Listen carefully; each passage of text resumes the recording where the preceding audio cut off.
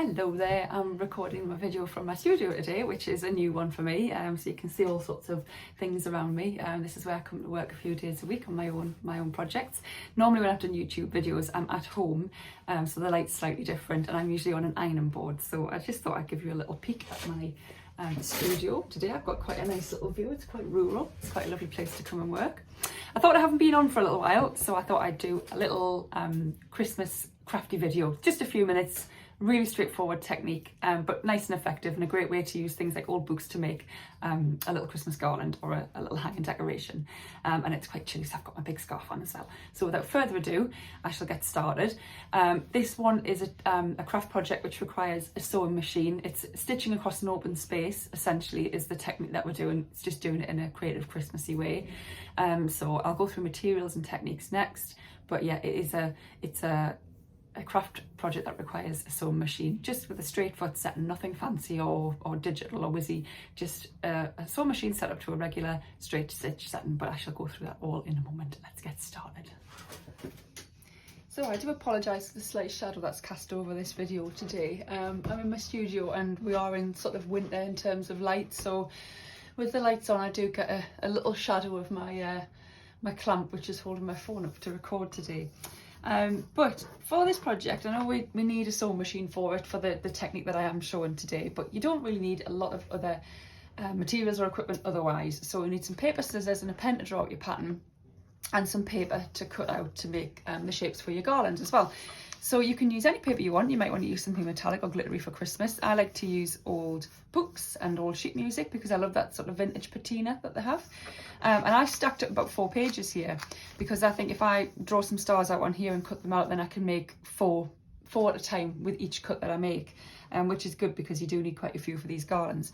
If you're not confident drawing and cutting out, you might find that you have paper stamps around, perhaps, if you're a paper crafter, which are great because you can usually stamp through a couple of sheets of paper at a time. I'm not going to use them because my stamps are very small, so I'm just going to cut some big stars out of this today.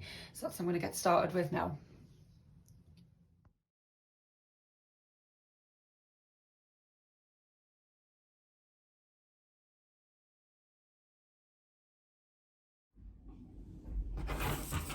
Okay, so I now have an abundance of paper stars, and I've got my machine set up with just white thread, and it's on a straight stitch. It's set to about a stitch length of about 3, so it's not too small.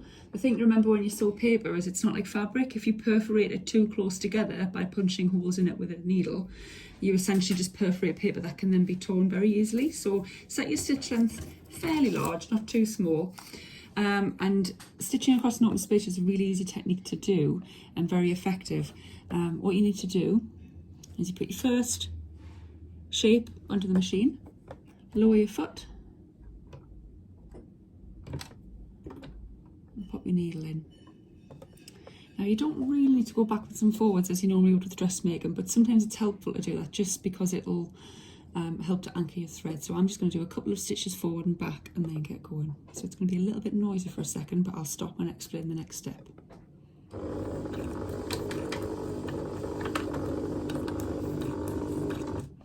So I'm just going to stitch straight down, straight through to the bottom of this star.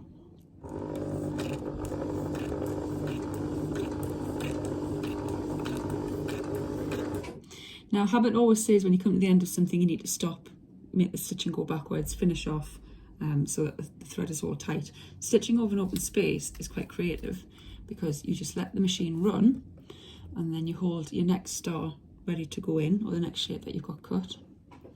And we're going to let the needle continue to stitch and then catch in this star next. So you can see this one's starting to move away, and then here comes the next one. Okay, so let me do a third one just to show you. Sorry if there's a slight wobble on this camera, it's probably because I've got the sewing machine on. There's a little bit of a vibration. So leaving a gap, feeding the next star in. Not there. Just take it nice and slow. Paper can be fragile, so just it's not. Remember, it's not fabric, so just take your time with it. So leaving a little gap.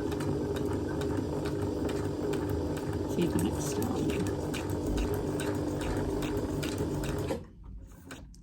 just take that out of the machine to show you.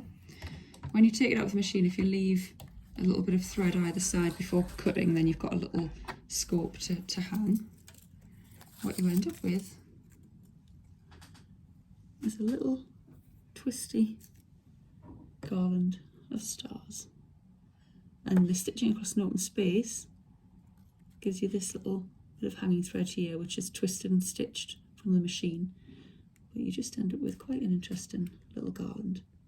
The other thing you can do, if you've got thin paper, is you could double up. So if I was to, let me just use one of the stars I've already used. So I'm just going to continue with this garland. Just start with the top star.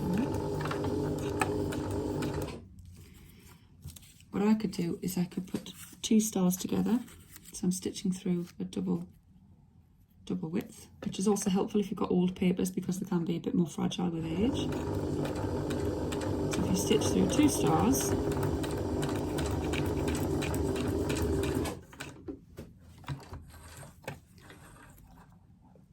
then when you take that out of the machine, you can open up the paper on either side. So you can make it slightly more 3D. So I've got 2 stars there. And it's just a little bit more 3D because they're sewn flat together, and then I've just opened them out a little bit and you get a bit more of a 3D shape. And so there you go, a super quick star garland tutorial, stitching across an open space on your sewing machine, which can be then used to decorate by tying or sticking onto your tree, or just to decorate little windowsills or shelves in your house. I hope you have fun with it. If you give it a go, let me know how you get on, and Merry Christmas!